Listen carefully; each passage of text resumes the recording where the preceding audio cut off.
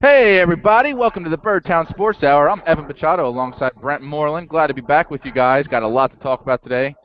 Recapping last week's game briefly, looking forward to this weekend and busy college football, busy Ravens, busy NFL. A lot going on, Brent. What do you think about this weekend? Hi, thanks for the intro. It's a good weekend for college football. I'm excited. Oh, I know yes. all the games aren't that great, but that's okay. I'm excited for college football. College football looks to be a lot of great games going on. 3 or 4 games that maybe predict or help predict the Final Four for the college football playoffs. A lot to talk about. Let's get started. Let's talk about the upcoming Ravens game first and foremost. Disappointing last 2 weeks, losing on the road to both the Steelers and the Bengals. Got an easier game coming up on Sunday. Not a gimme, but we got Tennessee coming to town. Rookie quarterback and Zach Mettenberger. Brent, you want to talk about that a little bit? This should be a good game for them to get back on track. If they lose, the season's done. You can't lose Tennessee at home. They suck. Yeah, I mean it's tough to say at 5-5 the season's over, but it will definitely put them in a tough situation. All 4 teams in the AFC North are above 500, maybe because they've played so much NFC South teams and bad teams overall. But needless to say, it's going to be a tough road moving forward, especially with this breaking news about 2 hours ago that Jimmy Smith is now out for the rest of the season. Yeah, definitely puts a end to their playoff hopes, in my opinion. I'm kind of doom and gloom type of guy. They, arguably, in my opinion, he's their second most important player on the whole team. Let alone the best player on that defense, and they just couldn't afford to lose him for the whole season. They were already limping with not having him back there for what the predicted 4 to 6 weeks, but the rest of the season just kind of ruins the Yeah, season for me. Yeah, they were looking at maybe him coming back after the bye, going to New Orleans, playing against Drew Brees. So we got Drew Brees, Philip Rivers, a lot of tough quarterbacks coming, or that we got to play against. And without him, now we got people like Danny Gore coming in. I don't know who you're going to have coming out. Even if Asa Jackson gets healthy, he's the fact that we're talking about Asa Jackson is helping our secondary when he gets healthy is that kind of shows how bad the secondary is, and even players like Ladarius Webb aren't really showing how great they are. He's He's been at this point in his career, he's a great slot cornerback. I mean, he's just had too many injuries. But you can't have a great slot cornerback when you don't have either wing cornerbacks right Well, now. yeah, no, I'm not arguing that point. I mean, the Ravens' schedule down the line is pretty soft, to be honest. They have the Titans, the Saints, Chargers, Dolphins, Jaguars, Texans, Browns. That's not a tough looking schedule right there. They should be able to win majority of those games. The toughest team left is the Dolphins because they got San Diego coming here. You saw what Mhm. they did when they went cross country and played Miami last week for a 1 o'clock game. Going to the Saints and playing a Monday night game is definitely going to be tough. But the schedule's favoring the Ravens. I just don't know if they can do it with that secondary now. I agree. There's probably not one game there other than maybe the Saints, which is tough to say, and maybe like you said, the Dolphins that are unwinnable games. I mean, every game down the stretch we should be in, we should be close to winning. So if we can go down the stretch and maybe lose 1 or 2 games, you're looking at a team that will probably be able to take this division. But that's a lot to be talked about, a lot Well, to go into that. So they need better play from their head honcho, Joe Flacco. He needs to play better. it's a lot more than that. It goes down the line. I mean, the secondary's hurting. The offensive line gave up 4 sacks. There's a lot going into that last game. A lot of the receivers can't get separation at all. Steve Smith checked It's down to always earth. everybody but Joe. No, no, no, no, no, no, no, no, no. I'll If tell you. we played if we played the NFC South for 16 games, I would love it. He'd be the MVP, the greatest quarterback of all time. Okay, but at the same time, you're talking about a quarterback who has receivers can't get open. He's not doing great, but Uh, Torrey Smith doesn't look like he knows what the hell he's doing. Steve Smith come back to earth, losing Pitta. You got an offensive line who's letting everyone through right now. I rattle mean, off excuses. he can do better, but at the same time, you're looking at a quarterback who doesn't have much to work with right now, and he's doing enough. He's struggling now, but you got to have a quarterback that's doing what he's doing right now. Doing what he's So doing. I mean, he played 6 games versus winning teams this year, and he's thrown 6 TDs and 6 picks. I mean, come on, he's got 12 TDs and 2 picks against the NFC South, and then everybody else has been poop. he's playing what he's playing right now. He's playing. You can only play the teams you're playing against. He's got 16 touchdowns, 8 interceptions. He overall he's look if you look at his numbers, he's ranked sixth in the NFL in passing yards with From the 1,600. surface, that looks great. I mean, it does look great. 16-8, that looks great. What? No, I thought it was is it 16-8? Yeah, Yeah, 16. 16-8 looks great from the surface, but then when you dive into it and look against, we played 6 games this year versus teams over 500. We're 2-4. In those 6 games, Flacco's thrown for averaging 243 yards a game, and he has 6 TDs and 6 INTs in those 6 games. Okay, You but need more. You need more. Bottom line. He needs to play better. It's not all on him. I'm not 100% blaming him, but Joe Flacco needs to play better if this team wants to get into the playoffs. Bottom If line, if the team wants to get in the playoffs, he does need to be does need to play better. But he needs to elevate his play. there's too many people saying that it's all on him just because he's the easiest It's target. not all on him, but when you're the quarterback, you're going to receive the majority of the blame. Do It's you just agree that the receivers right now are not stepping up the to what they receivers should aren't be right great, now? but I wouldn't be putting as much blame on them as you are. I don't know. Torrey Smith can't get open. Steve Smith, he had a great first half. A lot of lucky plays down the field. I mean, Flacco hit Torrey Smith in the beginning of the game on Sunday, looking much better. Finally hit a guy downfield in stride, so he's looking better. His numbers aren't great. He's had one bad interception that was mind-boggling, and he took the blame for that, obviously. So he needs to do better. You and I can agree on that. I can't agree as much as What you. they do need to do is start running the ball for set. They need to give the guy the ball. Justin For- Taliaferro is a good running back. He's a good rookie running back, but you got a guy averaging over 5 yards a carry. They need to give him the ball. He needs Yep. to create more plays. He's our best running back. I just don't understand why they're force feeding the ball to Taliaferro last week as much as they did. You saw what happened. He was averaging 3 yards a carry. He fumbled. That was a huge fumble. And he's a great running back. I kind of like him in the second half to when the defense is tired to come in there and bang him around a little bit. This is what I'm going to compare it to. Taliaferro is a bigger running back, obviously. They like to play with him down on the goal line in the last 5 yards of the field. And it's almost a comparison to when you got a great reliever like Andrew Miller and you refuse to put him as a closer just because you have somebody who's so-called the closer like Zach Britton. Same in football. Just because Taliaferro is bigger doesn't mean on the 2-yard line, the 1-yard line, the 3-yard line, you don't give it to somebody like Justin Forsett because he's smaller. He's still your better back. There's some times where this is the case, but they just rely way too much. The NFL does in general, and the Ravens are doing the same thing, where they're relying on the bigger back to get that last yard, the last 2 yards. When you got to rely on your best running back, because he can find holes better. He is better.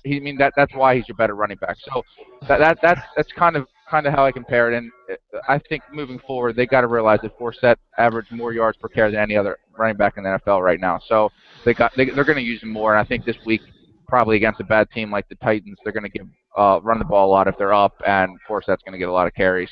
I hope you're right. Do you have anything else you want to touch on with this game before we move on to other things? No, I expect, even though the secondary's banged up, I expect Mettenberger to turn the ball over a couple times. I think Big Mouth Suggs, he runs his mouth a lot. Hasn't been playing well this year, but maybe he can get in the backfield and cause a couple interruptions and maybe make the rookie make a couple mistakes. Hopefully. Yeah, I think Zach Mettenberger for a rookie is a pretty good quarterback. He is good. They got some weapons at wide receiver too. Justin Hunter's really good. Kendall Wright's good. Sankey, he's a rookie. He's going to be good down the line, but you can't sleep on this game, even though they are the Titans and they're not. Yeah, they don't have a running game, which makes it even tougher for a rookie quarterback like Mettenberger. But you said he's got weapons on the outside. He has enough to do. I mean, you're playing against the Ravens secondary. It's probably a little easier for him, even though they're coming to Ravens Stadium. But I think it's going to be probably a 28-17 game, give or take. I think the Ravens score. Like you said, if Flacco plays well against bad teams, I think he'll get a couple touchdowns. Forsett will pound the rock a lot, and I think Mettenberger will maybe throw a touchdown or two around a 28-17 game. What do you think? Yeah, I think we'll come out strong early, do a typical Ravens thing, let them hang around a little bit, then put them away in the fourth. Mm-hmm. All right, so looking at that, we would be 6-4 going into the bye, make it maybe a little better looking into having 2 weeks off, going down to the Mercedes Superdome and playing the Saints. Oh, real quick, how funny is it that they cut Dominique Franks and Chalky Brown during the middle of the season, during the middle of the week when our secondary is already limping? I mean, that just tells you how bad they were. I don't think I've ever seen that before. Team cut 2 cornerbacks, especially with the state of their secondary right now. Yeah, there's not room to cut players, but if they're playing that bad, I mean, we cut Franks before. Nobody wanted him. Nobody asked for him back. We took him back. Now we're doing the same thing with Danny Gore, who's not, in no way going to be our savior. And then you look at cornerback play. That's our biggest worry in the secondary, but our safety play is not much better. I mean, you got Will Matt Hill, man. I like Will Hill. I like having him back there. Yeah, Will Hill's good. I don't know if he's going to be better than what we had in Darian Storp back there, but you got Matt Elam to play in the strong safety position, which is his real position. We thought he'd kind of blossom this year, and he can't cover. He really hasn't done much this year at all. So the entire secondary right now is in flux, and it makes it tough on your defensive line because they need to get pressure. and he get pressure quick and makes Do it you tough. think that the statement I made earlier is correct? Jimmy Smith being behind Flacco, the most valuable player on the team? It looks like Yes, it. absolutely. Who the hell would have ever thought that? At 2 years ago when Jimmy Smith was the head case, couldn't cover anything, and now all of a sudden he's performed. He's bigger. He can run with players downfield. And he presents a size that many corners can't possess. And like you said, we said last couple weeks ago, probably a top 10 cornerback. I'd say when Top he's five. healthy, top 5, top 7. So Yeah. it really, other than Joe being the quarterback, and the defense wise, absolutely maybe not a close because he's having a come on year. But yeah, you look like Jimmy Smith is probably the most valuable player on the team, and having him gone, it really presents a lot of problems for the Ravens moving forward. But play one game at a time, win this game, go into the bye, and it makes the rest of the season maybe look a little easier, a little more promising. So one game at a time. We both agree that it'll be a win, maybe an easy, decisive win, Let's and hope. we'll see next week what we can talk about with that game. Hopefully, it's all good news. Because since we started this podcast, the Ravens have not won a game. That's that's promising. So let's get away with the Ravens right now. We've talked a lot about that. We talked about predictions. Let's move forward around the NFL. We're going to go quick with some games here. Not a great slate of games like Brent already talked about today, but let's move forward. Tonight's game. This might be maybe one of the best Thursday night football games this year. Cleveland going to Cincinnati. Cincinnati is a 6.5-point favorite. Yeah, Giovanni Bernard's out again. He's not going to play, but they got AJ Green finally healthy. Pair him with Sanu. That's a really good combination. Yeah, and Go ahead. I'm sorry. no, that's fine. Jeremy Hill, there's Cincy's new starting running back. They said Bernard might be out a couple of weeks, but even when he comes back, they're still looking at Jeremy Hill like he's Jeremy probably Hill from LSU. You would have never LSU. got that. Oh, nice. I know. Okay. I know. Come on now. What do you think about Cleveland's logjam at running back? At running back, it's like I said, there's Ben Tate, Terrence West, and Isaiah Crowell. Crowell is a good running back out of Georgia before he got transferred out. He's a good running back. Terrence West out of Towson. He's Did you probably see that block Terrence West laid last week? huge, That was beautiful. absolutely huge block. And I think overall he's probably their best overall running back right now. Ben Tate is the biggest name, not really performing. Crowell maybe the best moving forward, but right now as we're looking at it, Terrence West is the overall best running back. He might have a lot of options tonight. Me in my fantasy league, I got Ben Tate and Terrence West starting. So Who do you like tonight? Crowell might run for 400 yards. Tonight, we'll talk about that a little later in the thing because that may be one of my locks of the week. So we're going to talk about that later. What do you want to talk about? My opinion is I like Cincy. I'm not buying Cleveland with the loss of Alex Mack going forward. I think I think it'll be a close game. I don't think it'll be double digits. I can see it maybe 3 to 7 point range. Okay, yeah. Since he's looking to be coming a little slow after that great start out of the gates, they need a win like this to propel them forward. Maybe trying to proclaim themselves as the head. Can they both lose? Is there a way for them to both lose? I've heard so many things this week on Ravens fans saying, who should we root for tonight? I mean, Cleveland, if it's a win-win, lose-lose situation. Cleveland wins. Yeah, Cleveland. Yeah, we've already had one tie in the AFC North. Cleveland wins, it's good because we the Cincinnati loses. But if Cincy wins, then we can get out of the cellar in the AFC North. Next game, Dallas-Jacksonville in London. This is not much of a fun game, I really don't think, other than the talk about maybe Romo coming back. I think he's going to play. Looks like he's going to play. Practice today. I think they win either way versus Jacksonville, though. Yeah, head honcho Jerry Jones said that Romo is going to play, so I don't think Romo actually has a choice anymore because once he says something, it's got to be pretty much in stone. I think Romo plays as well. I think they win handedly. For the sorry Jaguars in London. Miami going to Detroit. Detroit 3-point favorites. This may be the best game of the week. My game overall. Of the week. Absolutely. I love this game. What do you think?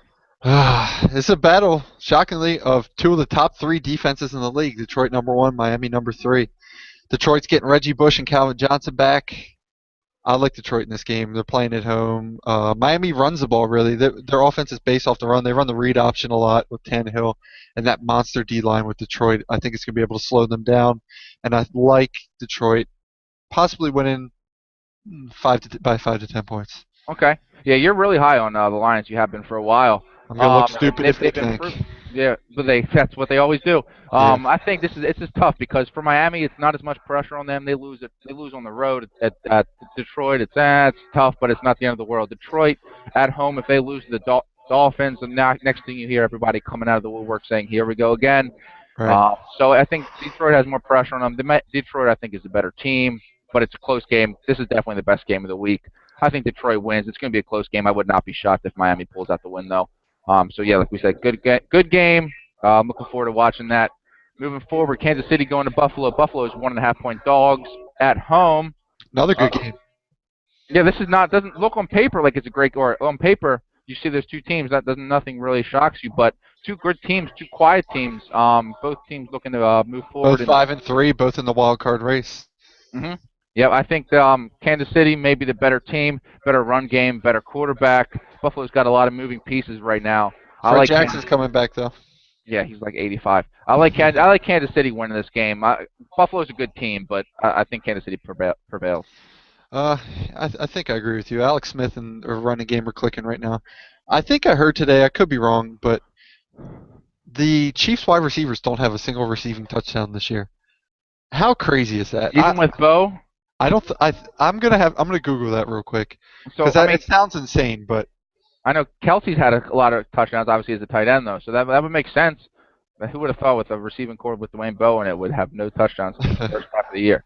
name another receiver on their team. I can't. Yeah, that may be why. They have nobody else on that team. They have one of the Baldwin brothers. Let's see. We got Travis Kelce 4 TDs, Sal's brother Anthony Fasano with 2, Jamal Charles with 2, Joe McKnight with 2, and then Mike Sherman's son Anthony Sherman. So yeah, out of the tight ends, they have 6 between Kelsey and That's Fasano, crazy. and a lot of the running backs and none of the quarterbacks or wide receivers. Excuse me. That is shocking. Let's yeah, we both think Kansas City wins that game. San Fran, a struggling 49ers team, goes down to the Dome in New Orleans. New Orleans 4.5-point favorites. Ugh. San Fran's offense is ugly. They can't decide if they want to run the ball, if they want to throw the ball. They got 4 receivers. None of them are stepping up to be the number one. I'm surprised by Michael Crabtree not stepping up this year. I think New Orleans is going to smoke them. Mark Ingram. Well, yeah, you've been high on Mark Ingram as well as your fantasy running back. I think this is a closer game than people think. San Francisco's got a lot to prove right now. Harbaugh doesn't know he probably won't be here at the end of the year. My bet is that he's gone after the year. Either way, it doesn't matter how great they finish from here on out. It's tough to play in a dome in New Orleans. I think San Francisco puts on a good game.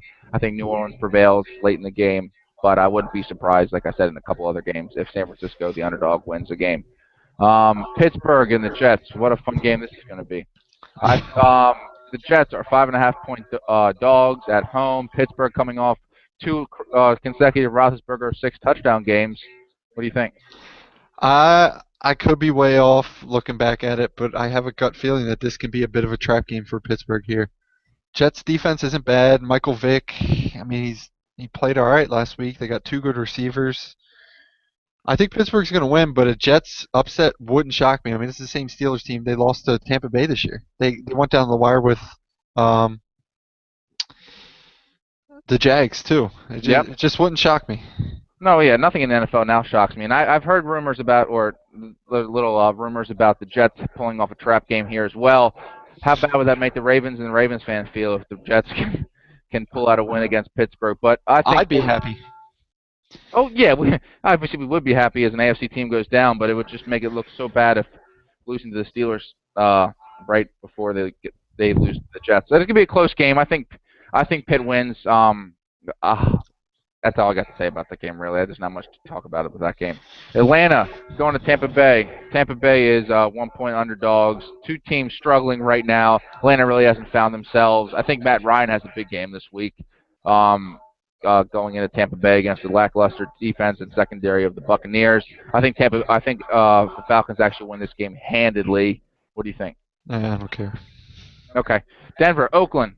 Battle of the AFC West. Denver, great team. Oakland, bad team. 11.5-point favorites. Denver smokes us. Anything else you want to talk about? I think you might hear this game in my lock of the week later. Okay. Fair enough. Just like what I said about the Cincy game. Moving forward, St. Louis Rams going into Arizona, another divisional game here. Arizona 7.5-point favorites. Arizona also possesses the best record in the NFL. Does the Rams stand a chance here? Somehow the Rams keep winning, and I just don't understand it. They've lost so many players to injury this year. Both the Longs, Brian Quick, Sam Bradford. They're a tough team, but Arizona, if you check out my power rankings that I'll be posting tomorrow on birdtownsportshour.com, check it out. Get that plug I in. think you'll see them at the #1 spot. Little birdie might have told me that. I like Arizona to win here. Yep, I agree. Another bad team against a good team. Giants going into Seattle, tough place to play. Seattle's a 9.5-point favorite. Do the Giants stand a chance? I don't think so. I think Seattle's trying to find themselves just like the 49ers are. Two teams that have underperformed by a lot so far this year. A lot of struggles in the Seattle locker room. I think Seattle wins this game. 9.5 is a big number, though. I think the Giants cover that, but I think Seattle Yeah, wins. I agree. Eli's quietly having a good year. He's throwing for 1,900 yards, 16 TDs, 5 picks. Yep, After that horrible preseason, he's getting comfortable. Odell Beckham Jr. is a stud. I wish the Ravens would have got a crack at him, but C.J. Mosley can't complain about that pick. yep. Yep, Chicago, Green Bay. Another, like we said, a lot of divisional games here. Chicago, Green Bay, 7.5-point favorites. What do you think about this game? Chicago, they're a mess. That secondary's makes the Ravens secondary look like a bunch of Pro Bowlers. I think Aaron Rodgers is going to do some rude things to that secondary. Forsett, he always has good games versus the Packers. I think they'll hang around a little bit, but I think Rodgers is going to bury him in the end. Yep, this game has the highest over/under of the week at 53. Should be a shootout. Both teams aren't great. But on defense, Green Bay also allows the most rushing yards per game. I think Matt Forte is going to have a big game, but not enough to outshine Aaron Rodgers and the Packers defense. I think Packers win this game, and Chicago just pretty much puts a fork in that What team's and coming the off rest of bye? this They year. could start off a little bit slow, maybe. I don't know. Yep, yep. And let's move on to the final game of the week, the Monday night game. Carolina going to Philly. Philly with Mark Sanchez at the helm, 6-point favorites. I like Philly in this game a lot. Mark Sanchez is going to have a pretty good game. He's got a lot of weapons. He's finally gets to be behind center with the team, with a line, receiving core of running backs. He's got to love the situation they're in, and I think he holds the fort for the rest of the year for the Eagles. I think they win. What do you think? I agree. I don't even think Sanchez is a step down. I really don't. They got Yep. Jason Peters is such a stud on that offensive line. Well, I mean, look at what Jeremy Maclin's doing this year. That's insane. I think Shady's starting to wake up a little bit. Who's that running back they used last week? Chris Polk. They like him Chris a Paul. lot. Yeah. Yeah. I mean, they're not even using Sproles to run the ball anymore, but I like Philly to win this game. I think they're one of the better teams in the league. I Carolina's agree. defense is a mess, and Cam has nothing to work with. Yep, they may be the second best team in the NFC. Behind the Cardinals, obviously. There's some other teams in there, but Philly's proven themselves. Chip Kelly, that offense is something to reckon with, and they're not any of a slouch either.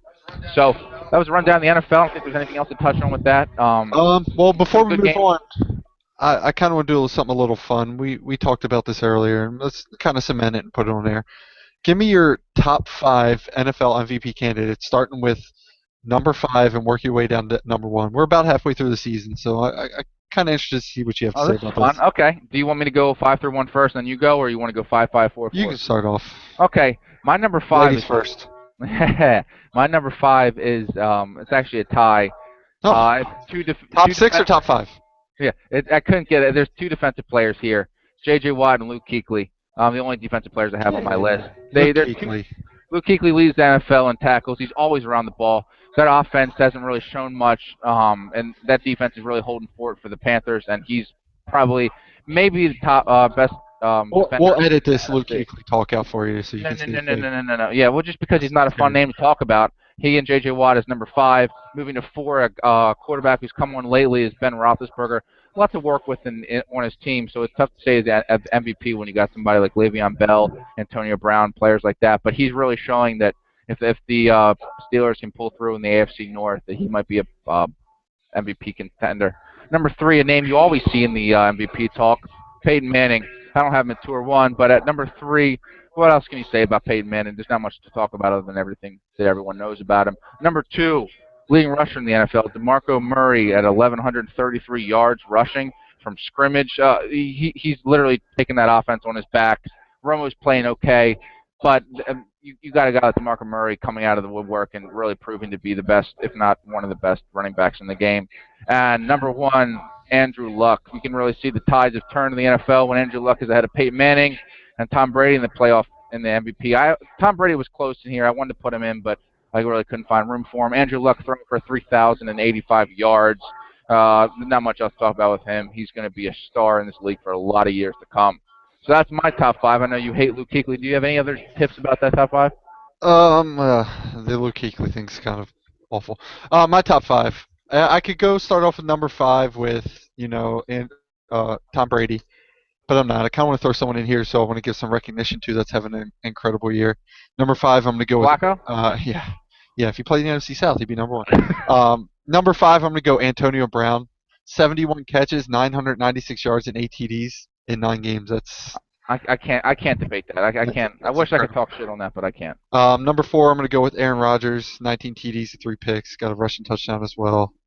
Number three, Peyton. No Oh yeah. explanation. Number two, DeMarco, and number one, Luck. So we have the same top three, one through three. Our four and fives are completely not none of the same. My I number have three. Luke Kuechly ranked at number 67. In case you're wondering. Okay.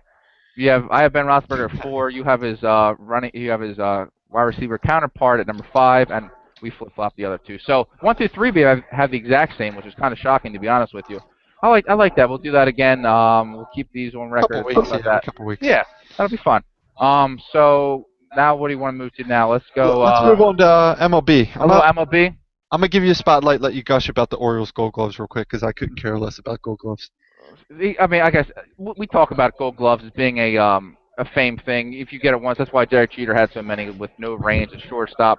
But it does show something that the Orioles, excuse me, have had 3 straight years with 3 Gold Glovers at least. They haven't done that since the 70s. Yeah, It they're really playing shows great defense. it really shows that Buck really values defense so well, and that's one reason Scope's still in the lineup is because of his defense. But Markakis, 328 straight games without an error. The record's 392 for an outfielder. Obviously, we all know that it's easier. It's harder for it's easier, excuse me, for an outfielder to go without an error than it is for an infielder. Have much more opportunities, tougher to make the throw. But 328 games without an error, 392 is the record. It's showing you, like I said, we always talk about sabermetrics and how he's not valued as an outfielder, but overall, he makes the plays. He does the diving plays. He makes the diving plays. He has a great arm, solid arm.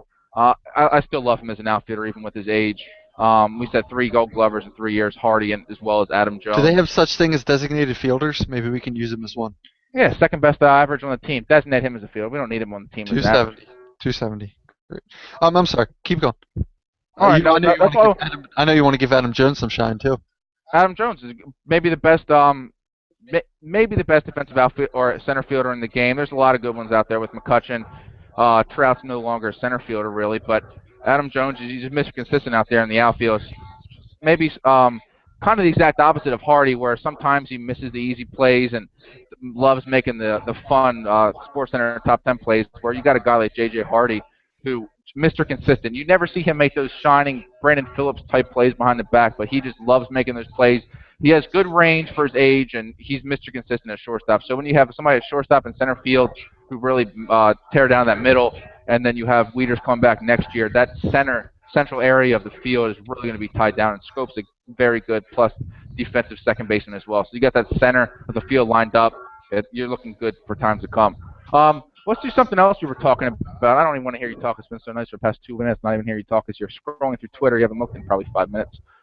Let's go You through. speak 88 words per minute, but keep going. I know I'm trying to get it all in real quick. That's what she said. MLB talk. Let's go through some of the MVPs. Let's go NFL or National League MVP, American League MVP, Coach of the Year, and Cy Youngs. I want to hear what you have to say with the AL and NL MVP. Got to go Kershaw, NL, and AL Trout. I think it's pretty easy pick. Victor Martinez had a really good year, so did Brantley, but Trout, they kind of screwed in the past 2 years on MVP, so they're going to give him this one. Yeah, I have Victor Martinez, Cano, and Cruz right behind Trout, but Trout, 35 home runs, 110 RBIs, 290 average. They screwed him the past couple of years, but he deserved it this year, whether or not he was screwed the past couple of years or not. NL, I hate giving it to a pitcher because he doesn't pitch or he's not on the field every day, especially being hurt. But a 177 ERA, 10.5 strikeouts per 9 innings.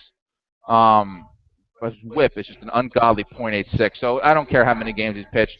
He deserves it hands down. Those are great numbers. Those are Hall of Fame type numbers right there. Coach of the Year.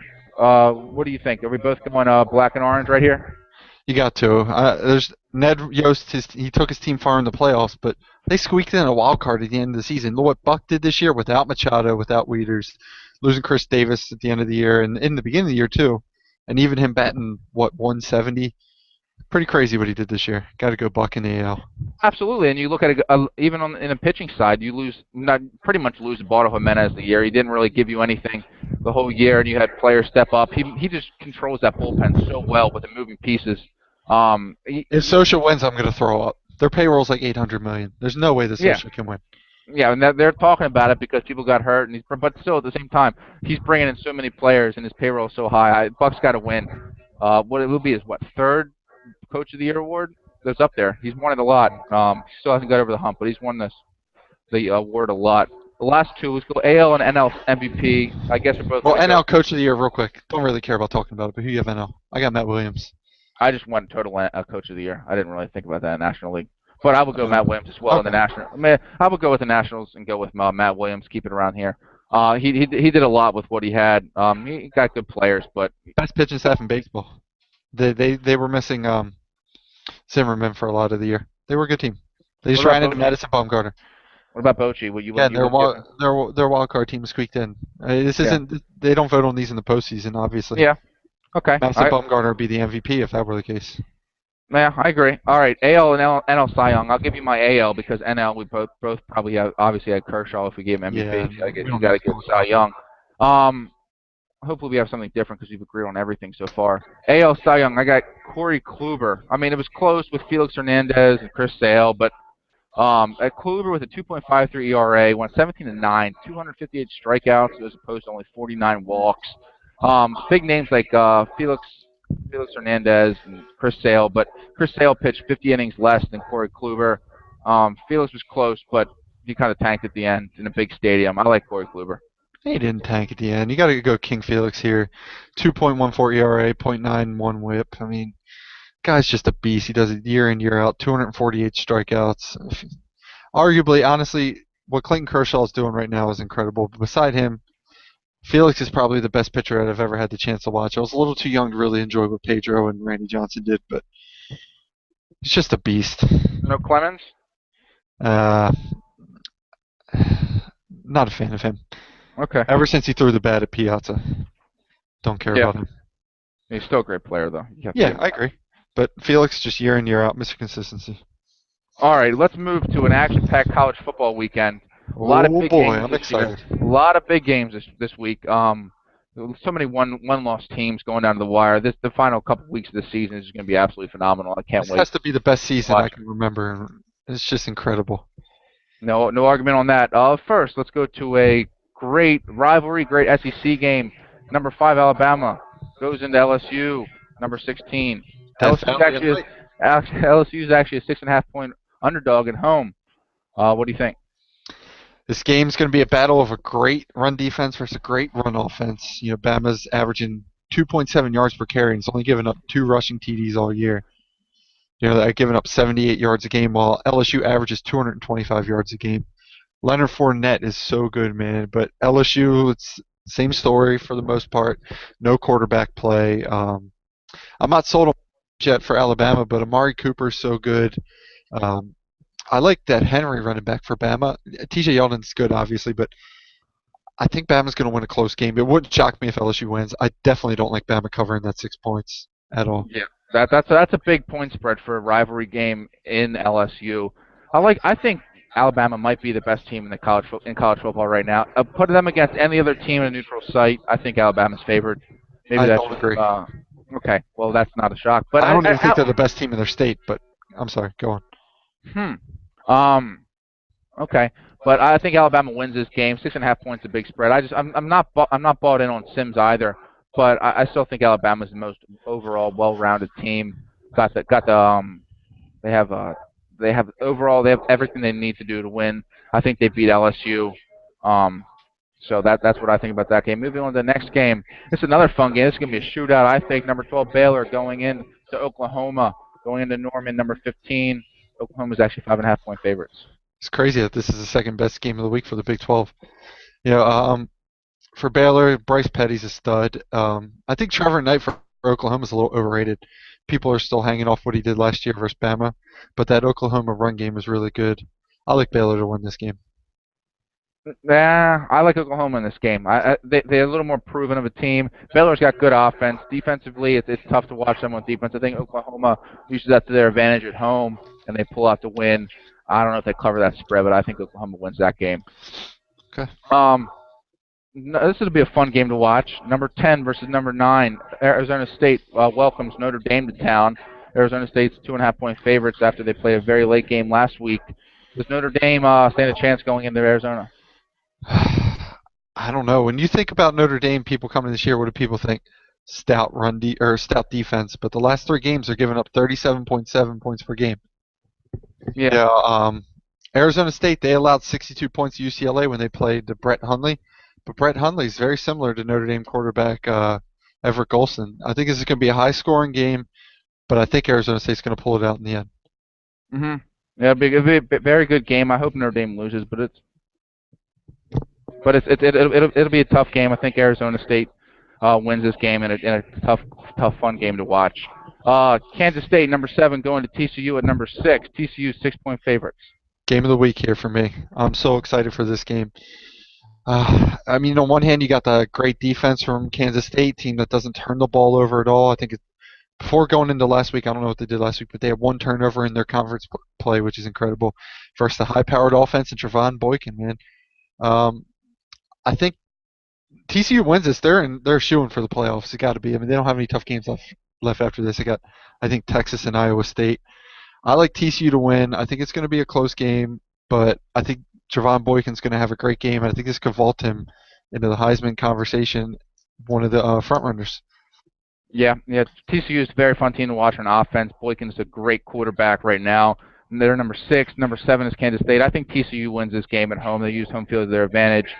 K-State's not proven yet. I mean, they're a good team. If they win this game, they'll be proven and maybe I bolster mean, themselves to close to the top 4. But I still think TCU's the overall better team, and they win this game. K-State's good. They played Auburn very tough when Auburn went in there, but that was a Thursday night game, big game, ESPN, and Auburn was able to go in there on the road and get a win. Uh-huh. All right, 2 games left in college football to talk about. This is a big Big Ten game here. Number 14, Ohio State goes to Michigan State to Lansing. Number 8, Michigan State's favored by 3.5. This is a fun game to watch. Game of the year in the Big Ten, in my opinion. Two best I, teams. this is might be an unpopular opinion of a lot of people. I think Ohio State, they're the better team. I like them to go in there. I like them to win. You know, JT Barrett's coming off that knee injury, but he got the rest in the second half last week. They won handily. I like Ohio State to go into Michigan State and win a tough, tight game. Their defense is better than people think. Yeah, we're gonna disagree on this. I think Michigan State's the best team in the Big Ten. Best defense. Great running. Cook's a good quarterback. JT Barrett. They haven't proven. They almost lost to Penn State. I'm just not sold on Ohio State. That's not even my biased Michigan beliefs, but I still think Michigan State's the best team in the Big Ten. Better defense. They can hold JT Barrett even when he's injured. Ezekiel Elliott, their best running back. I don't think he's going to do too well against the front 7 of Michigan State. I think Michigan State wins this game handedly, but it'll be a fun game to watch. Lastly, this will be a fun game as well. Number 5, Oregon, trying to maintain with their number 4 now in the college football playoff rankings, so they're trying to maintain that. Going to Utah, number 17. Utah had a frustrating loss last week to Arizona State. Does Utah stand a chance? Of course, it's a night game in Salt Lake City. I mean, that place is going to be bumping. This screams trap game to me for Oregon. Oregon always has these games every year where they're cruising. They can go to the national championship. They could, sleepwalk their way into the playoff this year. Going to Utah. Utah's a tough team. They play great defense. They run the ball well. I don't think Oregon's going to lose, but I definitely like Utah plus the 10 in this game. Okay. Yeah, I think Oregon's a better team. Obviously, we both don't agree with that.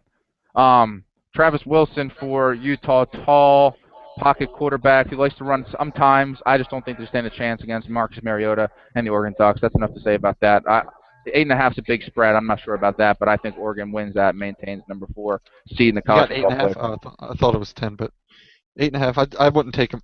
Yeah, I'd take him. I think it's gonna be a Okay. close game. Okay. All right, so we wrapped up the college football. Anything else you want to touch on real quickly before we move away from college football? How about them Terps, baby? We didn't get a chance to do our show Sunday night. You know, sometimes things pop up in life and whatever shit happens. But how about them Terps? What a win! That was the most satisfying win for me in a while. Going up to pedophile state university, beating those cultist members, not shaking their hands after they ran through the warm-up line, and everybody get all the smokes blown back on Maryland. I love it.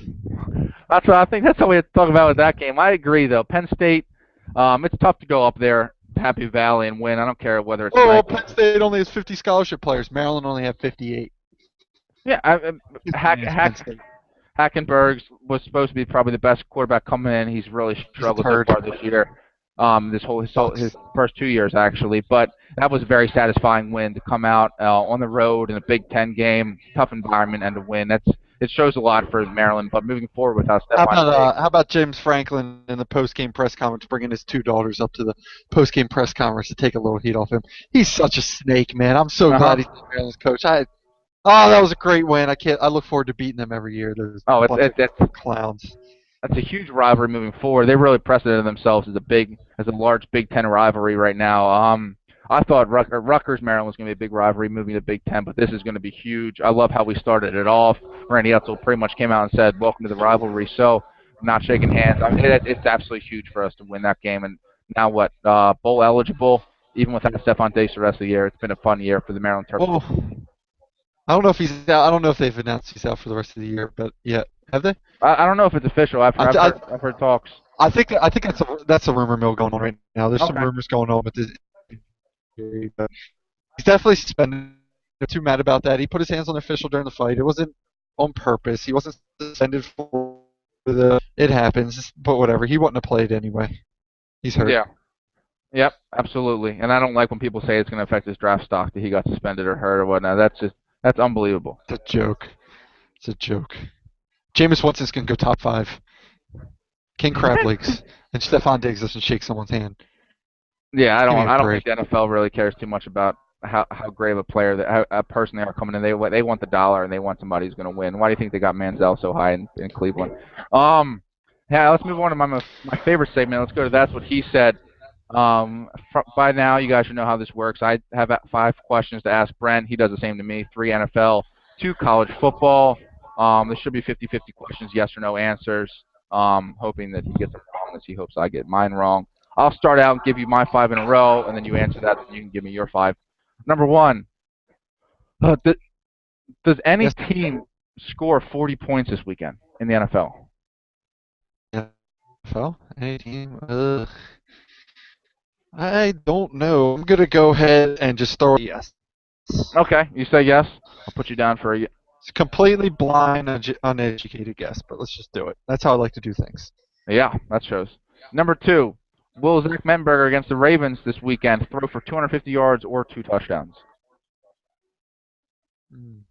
Either or. Either or. I'm gonna go ahead and say yes. We'll throw for the yards. It's a lot of yards for a rookie quarterback, but yeah. Long We story talked short. about how bad their secondary is, so you're going to go yes with that as well. Number 3, Baltimore versus Tennessee, Denver versus Oakland, and Green Bay versus Chicago. All of these games have at least 7.5-point favorites winning, or have 7.5-point favorites. Baltimore, Denver, and Green Bay. Do any of those 3 games? Did any of those 3 teams lose outright? Oh No. no, no way. I don't think so. The only one that really has a chance, in my opinion, is Chicago beating Green Bay, but their secondary is so bad. I think you, the most unathletic person in the world, can lace your spikes up and go there and play safety for the Bears right Unathletic. now. Unathletic. That's not even close. What are you looking for over there? You're on a treasure hunt looking for somebody. I know. I can't find my pen. I can't find my pen. All right. Here we go, my 5 questions. You'll sense a trend going on with these questions right here. All right. So number 1, will LSU run for? You don't want me to ask my last 2 100? questions, or we just? Oh, you'll. I'll just Sorry. let me save them for next week. Uh, I'll give you my 2 college football ones. Will the college football top 4 be the same at the end of this week? I guess the struggle would be Oregon going on the road. But other than that, will this top 4 stay the exact same? What's it? Number 1, Florida State. Number 2, Auburn. Florida State's 2. Number 1's Mississippi State. They're playing. Oh, Mississippi State. Duh. Yeah, Mississippi State, Florida State, Auburn, and Oregon. Oregon's got the tough game.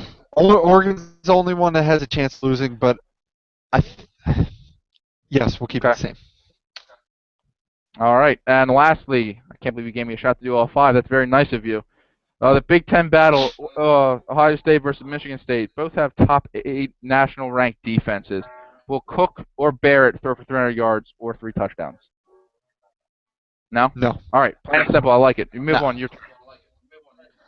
Alrighty, let's get started off with my college questions. Number one, will LSU run for over 120 yards versus Bama? Earlier in the show, I kind of highlighted on Bama's stout run defense, 78 yards a game versus LSU's good rush defense, Yeah, I 225 think I yards. think Fournette has a good game. I said Alabama wins, but Fournette has a good game. I'll say yes. Okay. All right. Earlier in the season, Navy played Texas State, and they ran for 352 yards on them. This week, number one rush offense, Georgia Southern plays Texas State. Will they rush for more or less than 375 yards? Less. Georgia Southern averages, I believe, is 402 yards a game on the ground. That's unbelievable. They run that much on the ground, but I They literally don't throw the ball. that's so man, 370 yards. I just can't logically think that they're going to get more than that this week. I say no. Okay. Shout out to Jarek McKinnon and Georgia Southern. All hmm right. Number three.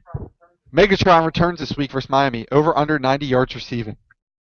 90 yards receiving. His return. He said he was going to take it slow and not come back to it. Feels healthy. They made sure of that. So I think he's at least close to 90%, if not better. I think he has a big game this week. I think it's tough, but I'll say yes. He runs for more or receives for more than 90 yards. Okay. Keeping on with this over under trend. Over under on touchdown passes thrown this weekend by Cutler and Rogers in their game. 5.5. 5.5. Color Rogers. Maybe one could get four, one could get two, or both get three. I'll say yes. I think they get over. They get the six. They get the six. Big game. Way to run through the scenarios there. That was great. Okay, so you said yes? Yes, I said yes. Alrighty. Number 5. Versus by the franchise Monday night versus Carolina. He threw 2 picks last week. One was his fault and one was not. What One was was it? What pretty was the over ugly. under? One and a One half. and a half. Will he get two interceptions, a fumble? Or a fumble. I think it's a good game. I say no. He may have an interception, but I don't think he gets two. So I'm going to say no. Okay. Under. All right. Alrighty. That's that. Let's move on. Let's You do want to our move on to DraftKings DraftKings? lineup, and then we'll finish up with our locks of the week. Who won this week in our DraftKings? Since we You didn't won get to go last over it. week. I won the week before, so we're tied at 1-1 now. With this big. It's pretty funny how when you win, you get a Chipotle burrito, but when I win, I get nothing. You But you got that's alright. cocky, and Chicken we Man over there, we scared to never bet. bet before. So why we never bet before we started? We bet before the other one because you got confident and you lost. So we can do that again, but Oh, we could do it again this week, but not last week. I won by 15 points, by the way. All right, give us your awful lineup. Start off. all right. Quarterback. I think Joe Flacco has a good matchup for him. Bought him cheap. I think he does well. DeMarco Murray, the best running back out there right now. Got him in my expensive pick. Bobby Rainey, Randall Cobb, big receiver. I have him in other leagues as well. Torrey Smith, just like Flacco, has a good matchup. Maybe he can wake up. Torrey Smith's actually been the Ravens' best receiver the past 4 weeks. Yeah, which is not. I mean, it's not as much great to him as the fact that nobody else has stepped up. Steve Smith really hasn't done much. My last receiver is Marcus Wheaton. Ben Roethlisberger throwing all over the place. Bought him cheap as well. I've wanted Martavis Bryant, couldn't afford him. Lastly, tight end Jason Witten. I like their matchup against Jacksonville's very poor defense. They give a lot up to the tight end position. My flex position, Le'Veon Bell. Got Le'Veon Bell on DeMarco Murray, so I'm very happy about that. And defensively, I like the Cardinals matchup this week. Let's hear yours. Okay, I'm going to start off with quarterback. I'm going pretty cheap, and I'm going to go with Mark Sanchez versus Carolina. Carolina's defense sucks this year, even though your MVP Luke Kuechly's on the field. Running back, I'm going to go Jeremy Hill tonight versus Cleveland. I got him. It's 5,900. Other running back, I got Shady going against Carolina, so I'm banking on the Eagles' offense. Wide receiver, got Kelvin Benjamin, Brandon Marshall, even though he's been pooped this year. I'm hoping he can finally break out. Got the Great White Hope Jordy Nelson for Chicago. Then at tight end, I got Michael Rivera versus Denver. He had 2 TDs last week. And at the flex, I'm going to go with Demarius Thomas, and defense go with Arizona. All right. So I can't wait to eat my Chipotle burrito that you owe me for last week's. I think that's a pretty fair bet. Week in, week out, we'll bet a Chipotle burrito on each game. So just keep it fun, keep it light, and I'm gonna enjoy that. Hopefully either tomorrow or Friday. No, nothing, nothing about a Chipotle burrito is light. But yes, we will. You heard it here. We will bet on that, and I'll be enjoying mine as well. Come Monday, Tuesday. What do we have anybody playing on Monday? I'm not sure. Yep, Um, Sanchez and Shady. okay. Uh, let's move to the final part of the segment that we do here. Our locks of the week. We get a college and an NFL lock of the week.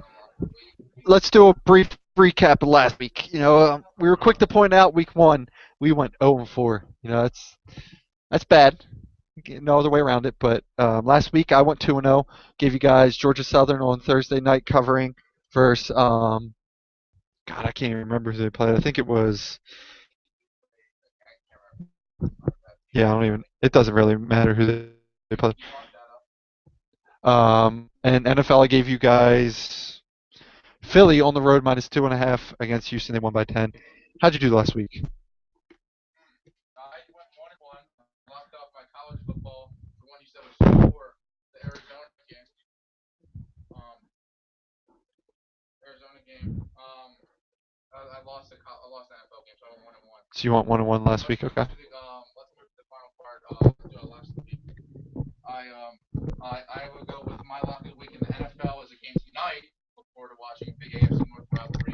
Cleveland, Cincinnati, Cleveland 6.5 point underdog. Actually, I think Cleveland. I absolutely think that Cleveland covers half Sunday night games or Thursday night games are tough anyway. They're usually very. I mean, it's tough to predict. I think Cleveland goes in, they run the ball well, and they put it within 6.5 points. And my college So lock of the your week. NFL is going to be Cleveland plus 6.5. Cleveland plus 6.5. Okay. And I'm not sure the winner. It's gonna be a tough game, but the over under is 46. That's a lot for two tough defenses. I like it. Go under I like it. I 46. love betting on totals too. You're going to go under 46 in the Alabama LSU game. Okay. College wise, a lot of games to pick from this week. I love the God damn it. I love the Utah plus 10. I love LSU plus 6.5. A lot of good bets this week. It was hard not to bet on Georgia Southern again. They're giving up. I think it's 12.5 now, but they're just a covering machine. But I kind of went off on my own this week. Betting a game I haven't heard a lot of people talk about as far as the total. I'm going to go over in the Notre Dame Arizona State game at 59.5. On the surface, it looks a lot, but we talked earlier. Notre Dame's given up 37.5 game the last 3 games. Arizona State, they got Taylor Kelly back. I like this to be a shootout. I like them to go over that number. Yeah, always bet the over. Betting the under is so boring. Although I am 1-0 this year when betting the under. Um, and we'll also bet the over in the Denver Oakland game. I think Peyton is going to be pissed. I think they're going to come out and score at least 35 on their own. Wouldn't be surprised if they drop 40. Derek Carr is quietly, he's having a pretty decent year for what he's got to work with out there in Oakland. I think they'll be able to score some points. Tom Brady showed last week you can throw against Denver. They're great against the run, but Oakland can't run the ball to save their life. They got Michael Rivera stepping up at tight end. They got Andre Holmes and James Jones wide receiver. Derek Carr's pretty good. I like them to go over 49 in that game. That's tough, man. We got 2 overs. I got the under, and I got one line bet. So that'll be tough. We have 4 games to talk about next week with the locks. A lot to talk about. I really, real quick, I'm kind of seeing on the broadcast right now it's saying that your mic is turned off. I hope that's not the case. I hope you got to hear us for the last 5 minutes. If not, I was trying to mimic everything Evan said back to you guys. But, he's over there crying. He's really passionate about his locks of the week, just giving it his all. He wants to go above 500 for the year as he's sitting at 1-3, which is just putrid. I'm sitting at 2-2 looking to go um, over 500. I would bet with me. Um, Evan, if you can, if you guys can hear him, great. If not, definitely believe everything I just said. And for the Birdtown Sports Hours, this is Brent and Evan signing out. Peace!